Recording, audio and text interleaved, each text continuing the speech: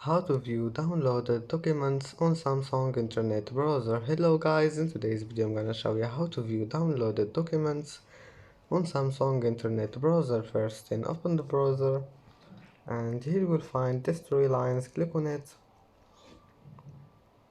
and click settings. Here you will find this one here. Click on it and not settings, click these three lines and click downloads, and now click